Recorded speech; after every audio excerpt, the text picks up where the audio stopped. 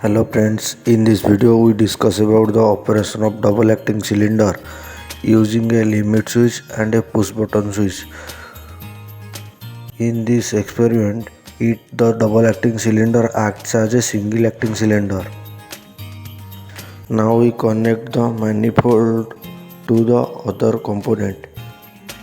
Manifold to the input of all component and the output of the 5/2 valve to the cylinder and the output of the limit switch to the pilot valve. Similarly, the output of the push button to the pilot valve.